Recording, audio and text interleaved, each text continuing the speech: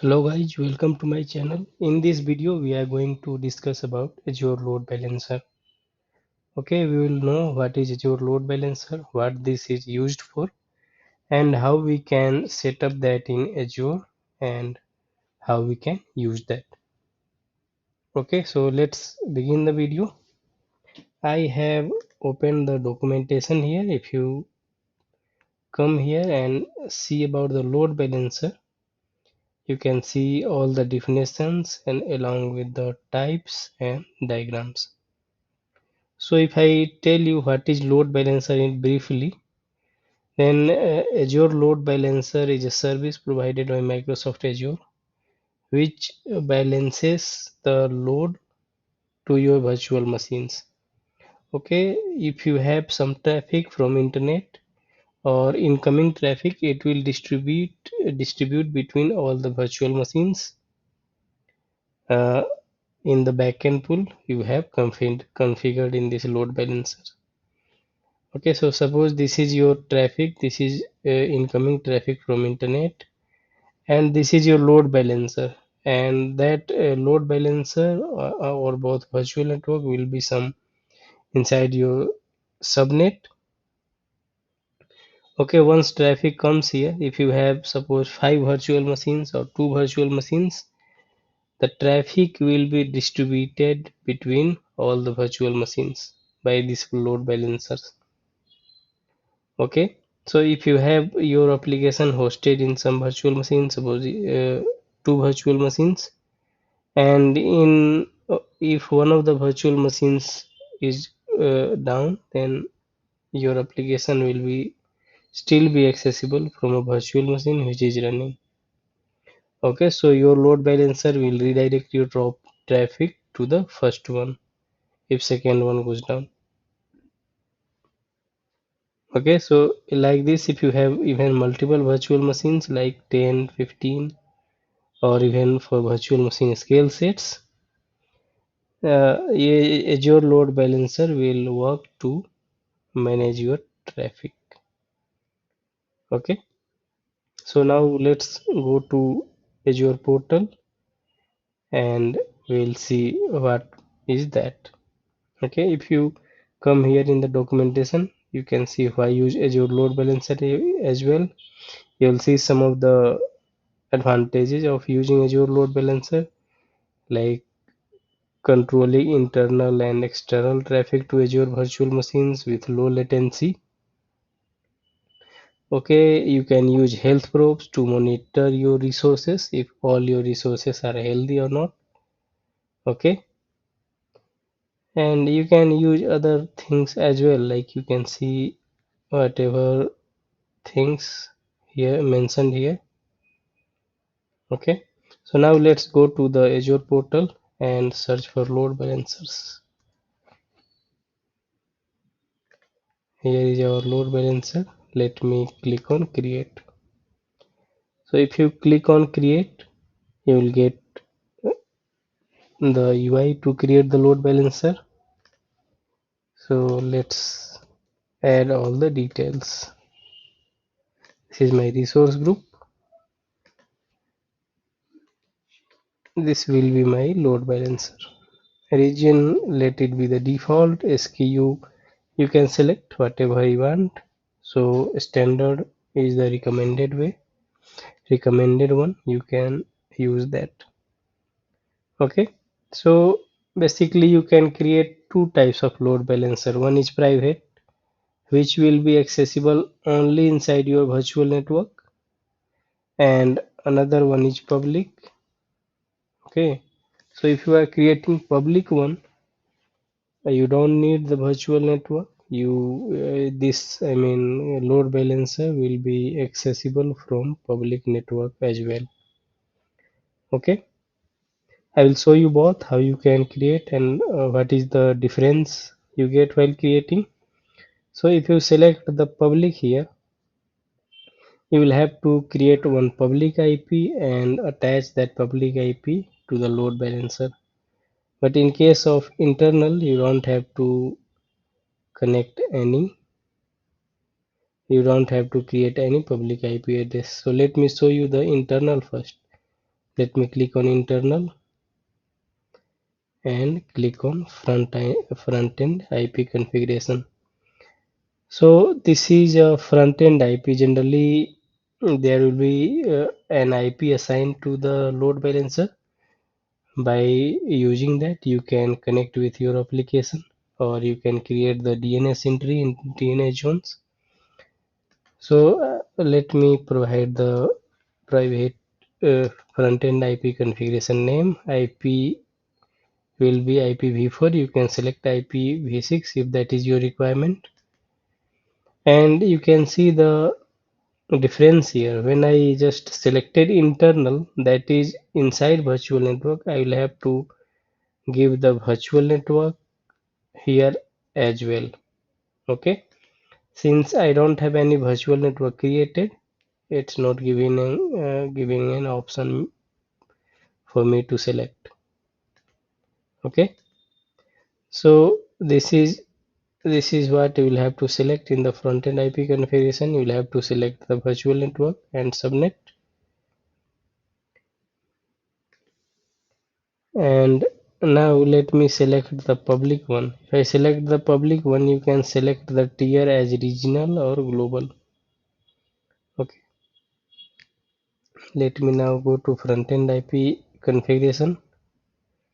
If you click on add a front-end IP configuration, you can see there is no option to add the virtual network here. It is just asking for name and IP type, IP version along with public IP address. So I don't have public IP, I will create a new one.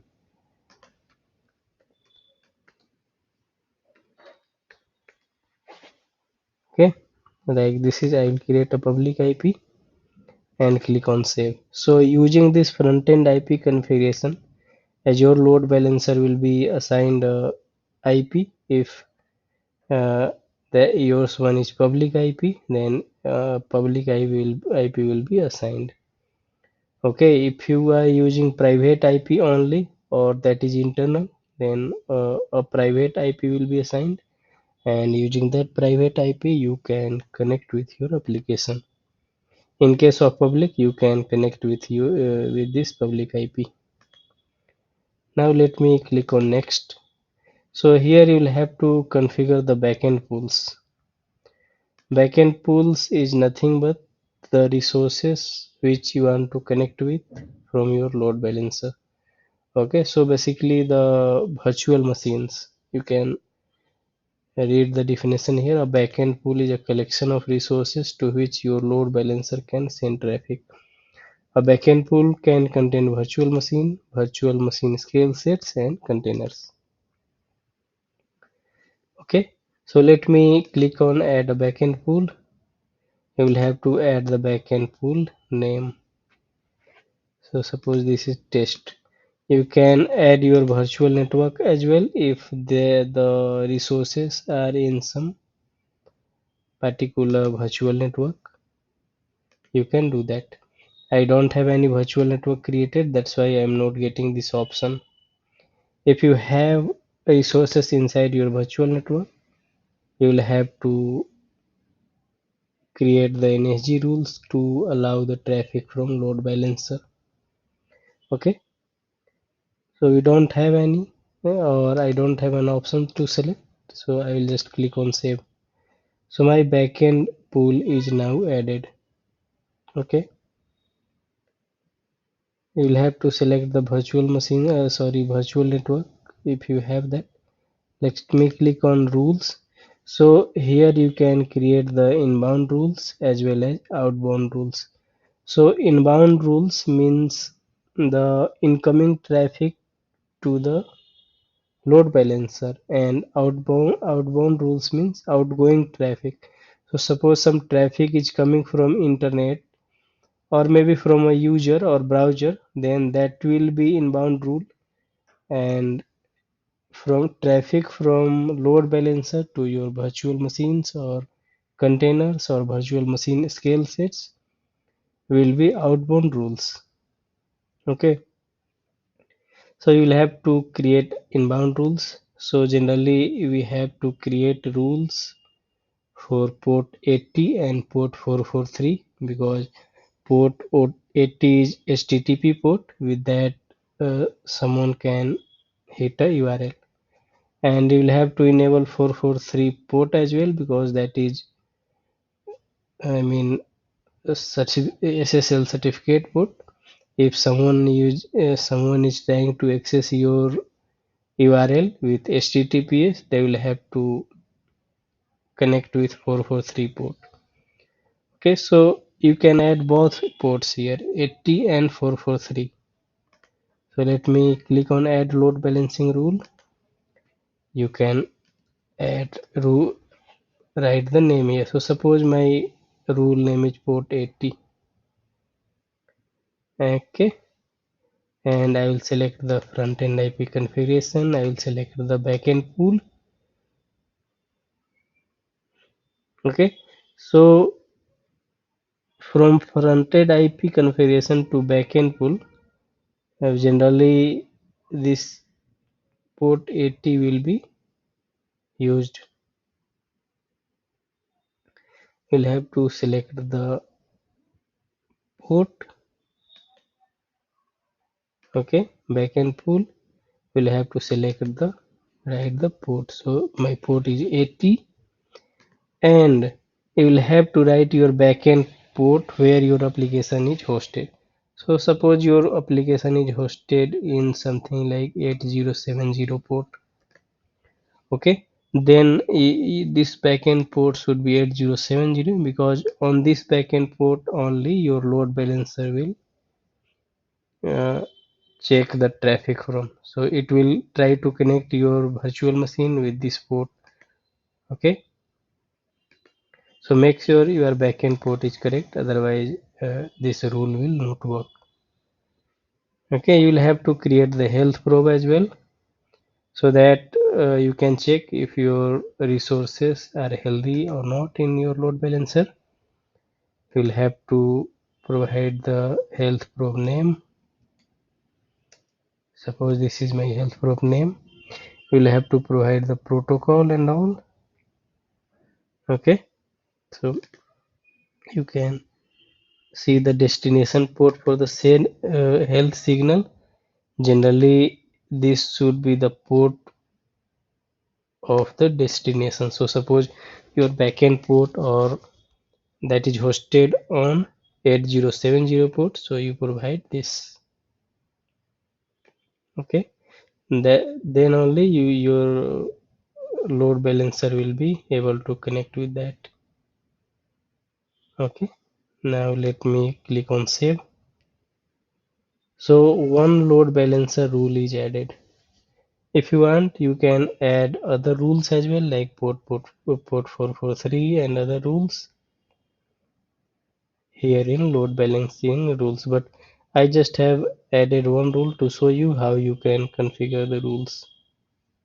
You can do it based on your requirement. Here you can configure inbound net rule. You can see the definition here. What is this?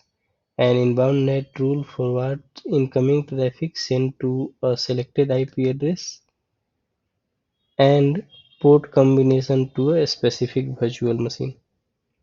Okay, so you want, if you want to send your traffic to a particular virtual machine, you can do that.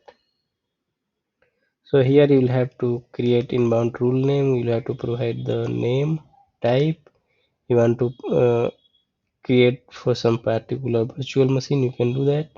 You'll have to select target virtual machine, front end IP address, front end port, service tag, okay, and backend port. If you are doing for backend pools, you will have to select the backend pool here. Okay, but this is not needed in general requirements. If you are creating a load balancer, you can create the load balancing rule, and that should be enough. In some cases, like if you have this case, you can create inbound net rule. Now let me create the outbound rule. So here you can see an outbound rule allocates resource network access translation ports from front-end IP address to backend pool for outbound connection to the internet. You can add the outbound rule as well. Suppose you want to create the outbound rule, you will have to select the front-end IP address protocol. You can select TCP. You can select your backend pool. Okay, and you can select this as well.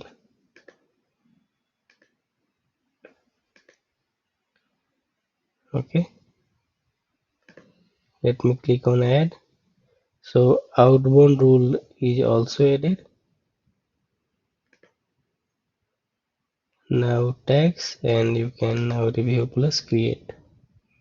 So this will run the final validation and will create a load balancer.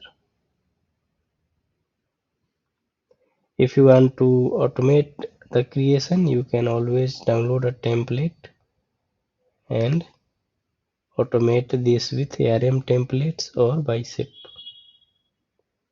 Okay, it has started the deployment. It will take some time, maybe 1 minute or 2 minutes, and it will create a load balancer. So let's wait.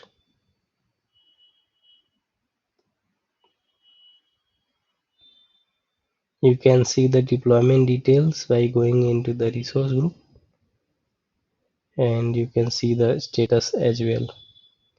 So since we have created the public load balancer and we had created the public IP as well, it is creating the public IP first. Then it will create the load balancer and it will attach that public IP to that load balancer. Okay, these are created. Let me click on go to resource. Okay, so this is my load balancer. You can see all the things here, all the properties. Along with that, you can, if you go to setting, you can see other details as well, like front-end IP configuration. This is my front-end IP assigned, and this is the public IP which was created. Okay, and you can see the backend pools here. This is my test one. Okay, and you can see the rules here as well. If you want to use add some resource, you can add that here in the backend pool. Okay, you can see all the health probes here which you have created. If you want to create more, you can always create it from here. Here you can see the load balancing rules which you have created, the source port, and this is destination port. This rule will allow traffic from this source port to this destination port. You can see the inbound net rules. You can see outbound rules here. If you want to add or modify something, you can modify it. You should have contributor access to this resource load balancer or in the resource group which you are creating all the resources. Okay, you can set up monitoring, you can set up alerts, you can see the logs, you can see insights and other things. In automation, you can export this template and create this load balancer with ARM templates or Bicep. Here in help, if you want to create the support request with Azure, you can do that, or you can check the resource health as well. Okay, so that's it from this load balancer video. We have covered what is load balancer, how we can create it, and we have seen all the properties as well. If you liked this video, please like and subscribe my channel. If you have some feedback or suggestions, please let me know in the comments. Thanks for watching my video.